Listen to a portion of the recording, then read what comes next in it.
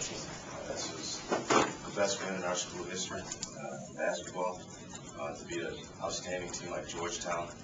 I had no idea if they were, joining Duke or looking at Villanova. I have no idea, but I know that we played really well. We played really hard. We became a more aggressive team in the second half, and I thought down the stretch, we just fought through it to get the win. Was there a basket that you felt like was the real turning point for your team? You could tell that there was something more than just a comeback sort of? I thought 2 baskets were big. When Jones banked the 3, that was, he'll say it wasn't lucky, but I think it was.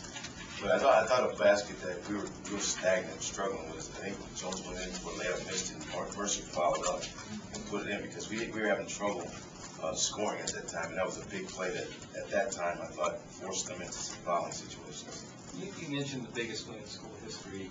This whole, you beat Pittsburgh, obviously coming here, there's people still trying to get a grasp at South Florida's even in the Big East. I agree. Could you elaborate on that a little bit, what this does for you? Well, we never beat anybody of this magnitude on the road.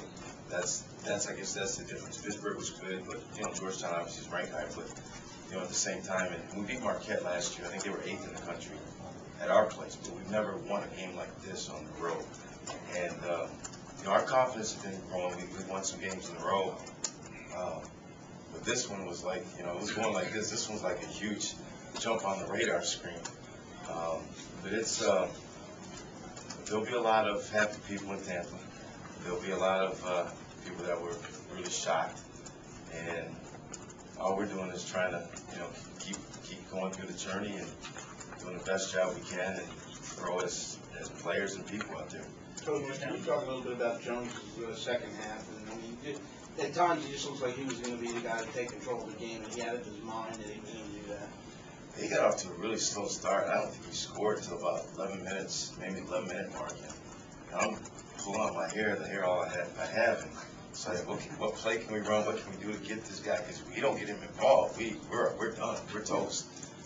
So I think finally he got to the free throw line, and then he started attacking a little bit more, and he made a couple shots. And once he got going, boy, he was really hard to stop. And obviously we feed off of him. He's the biggest part of what we do. And as much as he scores, he made some outstanding defensive plays, stripping the ball and making some steals that turned into some offensive plays as well. How did you turn? I mean, you were down 13 points late in the first half. How did you turn it around? Well, we kept coming to the huddle, and the guys were saying, and I was saying, let's just cut into this thing. Let's chip it down, and try and get into halftime and just try to make some adjustments and regroup a little bit and get back to what we think we can do and give ourselves a chance to win. So we just wanted to hang in there. We felt like they were trying to give us a knockout punch, and we just didn't want to fall down. So in halftime, the main thing we talked about was, why we were in this situation. That was the first thing. We missed about 6 layups. We missed about 5 free throws. And obviously, we weren't stopping anybody. They were shooting about 60%. But more importantly, they were the aggressive team. And we didn't have any chance at all. We had to turn it up defensively and offensively and become the more aggressive team. And I thought over a period of time in that last 20 minutes, we were. Zero had really done a lot in the first half for them. What did you guys do differently? How much was maybe him picking up those 2 quick fouls to start that? Did you see any difference in him and what he did? Yeah, I think it was a combination of both. He was having his way one-on-one in there, so we started doubling. And he was a great passer, so we were worried about that. We didn't know how effective that would be, but I thought that slowed him down a little bit. And obviously him fouling out and getting in foul trouble, well, you take him out of that equation, it's still a good team, but it's not the same team. Generally, do you play as much man-to-man as you did tonight, or did you see some in the film studies? No, we do. We're a dominant man-to-man team. We every now and then mess around with zones if we feel like we need to aggressive guys, or we need to just change the tempo. But that's our bread and butter, man-to-man. So today, even down 13, you didn't think that you needed to change the tempo? You said we stayed cool. Oh no, we played about 2 or 3 possessions of zone, and they sliced through it. I think they got a layup and a 3, and I think we played 3 possessions. They scored all 3 times, and I was done with that. Dominique is like flexing his muscles at the horn and yelling out to the crowd. Is it just part of the package with him? basically. He's an emotional kid. He's a great kid too. And, you know, he wants to. It's not about him. It really is about doing something special at South Florida.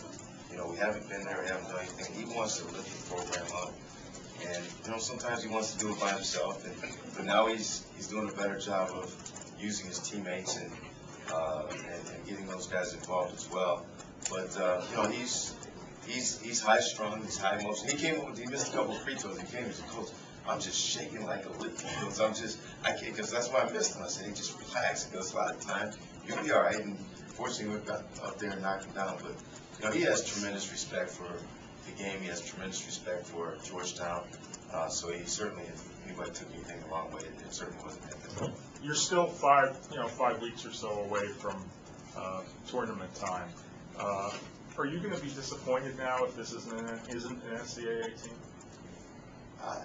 You know, I think we still gotta, you know, stay focused. As much as we've got a nice little streak going, this league is such a grind. They could change and go the other way, but we have positioned ourselves to be in the discussion, in the direction of going there. So since we're there, we might as well try to seize the moment, but we need to do it one step at a time, one break at a time. How do you compare 20 and the team to face the defenses that are aligned against them, the very defenses that are aligned against them? You see a lot of different. Yeah, we see a lot of stuff, and he's seen a lot of stuff. But it's been, you know, he's been as a freshman. I mean, he's the only freshman to score 30 points 3 times as a freshman since Allen Iverson. So, you know, he's been a marked man since day one, and, you know, even more so last year because we lost to Kid Gransberry. So he really is, he's been through that before. And we do some things that we feel keep him active, keep him moving, to free him up a little bit. And he's gotten to the point now where, you know, he can get things done in transition, which he's always been good at. But even if you got a couple guys on it, he's clever enough to know how to get there and shoot these teardrop floaters, and he can make hard shots. And to be honest with you, this was a good game. It wasn't his best game, though. Thank you very much.